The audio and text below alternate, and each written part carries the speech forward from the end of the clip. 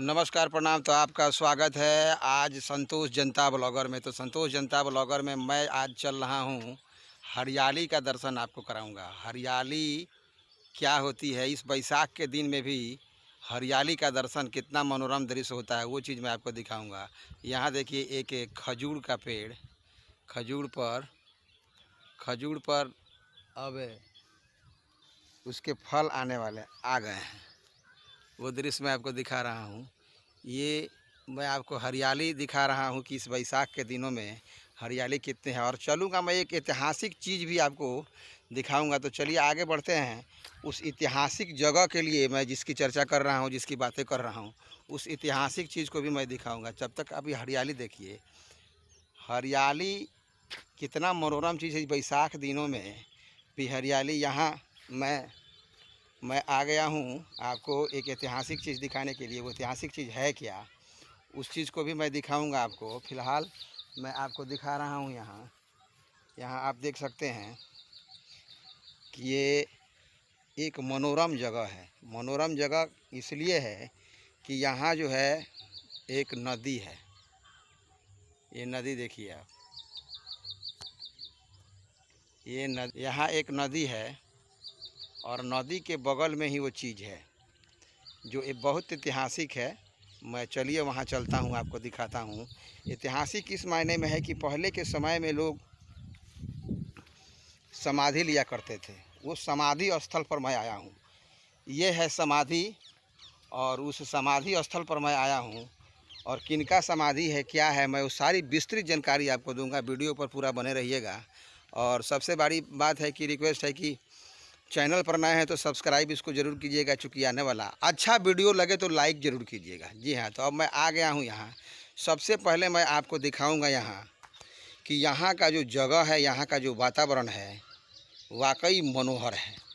ये मैं आपको एक बार घुमा के दिखा दूँ यहाँ कि क्या मनोरम है यहाँ। ये देखिए, ये विशाल एक पीपल का पेड़ है। यहाँ विशाल पीपल का पेड़ यहाँ मैं आपको दिखा रहा हूँ। ऐसे पीपल के पेड़ बहुत कम ही देखने को मिलते हैं। ये विशाल पीपल का पेड़ है और यहाँ हमेशा हवा आपको लगता रहता है। ये पीपल का पेड़ मैंने दिखाया आपको। अब मैं आपको दिखा रहा हूँ यहाँ की वास्तविक स्थिति। ये देखिए हरियाली, बैसाख का दिन, जेठ का दिन होने के बाद भी यहाँ हरियाली है। और कितना सुंदर यहाँ का वातावरण है, कितना मनोहारी वातावरण है। तो चलिए अब मैं आपको दिखाता हूँ यहाँ ये विशाल पीपल का पेड़, जिसका अवलोकन आप कीजिए। कितने हरे भरे पेड़ और विशाल शाखाओं के साथ यह पेड़, इसकी पत्तियां डगमग कर रही है और इससे उमस भरी गर्मी में भी राहत पहुंचा रहा है। विशाल पीपल का पेड़, पीपल के पेड़ के बारे में ऐसी मान्यताएं हैं कि जीवन रक्षक पेड़ है ये। खैर, ये पीपल का पेड़ यहाँ आपने देखा। अब मैं आपको दिखाने वाला हूँ ये समाधि स्थल। ये समाधि स्थल है पंडितपुर के निवासी चक्रपाणी बाबा का। ये चक्रपाणी बाबा का समाधि स्थल है। लोगों का ऐसा कहना है कि चक्रपाणी बाबा इच्छा मृत्यु के लिए उन्होंने खुद समाधि ली थी और इनके बारे में मान्यताएं रही हैं कि ये बहुत पहुँचे हुए व्यक्ति थे।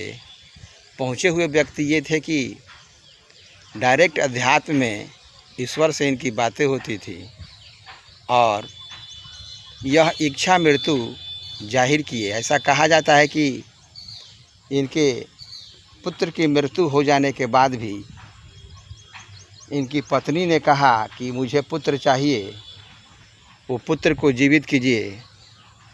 तो इन्होंने कहा कि पुत्र तो जीवित होगा लेकिन कुछ दिनों के लिए, बाकी इसका ज़्यादा दिन तुम सुख नहीं भोग पाओगी। और उन्होंने उस मृत पुत्र को जीवित भी किया। ऐसे हैं चक्रपाणी बाबा।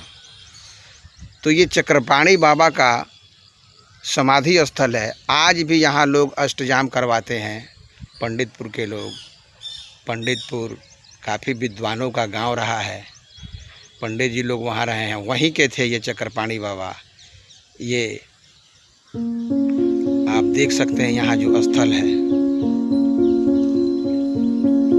चक्रपाणी बाबा के बारे में और अवधारणाएं, हम लोग जब छोटे छोटे थे तो यहाँ आकर खेला करते थे और चक्रपाणी बाबा की बातें कही जाए तो देखो, सबसे बड़ी चीज़ यहाँ है कि ये नदी के तल पर है, ये गंडकी नदी है। नदी के तल पर पहले लोग समाधि ही लेते थे। जब उनको लगता था कि अब मेरा जीवन समाप्त करने का समय आ चुका है, अब मैंने इस ज़िंदगी में अपने संसार को देख लिया, अब जीवन समाप्त करने का समय आ चुका है, तो वो समाधि लिया करते थे। उसी समाधि के ये बाबा हैं चक्रपाणी बाबा, जो पंडितपुर के निवासी थे। आज भी इनके खानदान में लोग हैं और यहाँ आते हैं, पूजा करते हैं।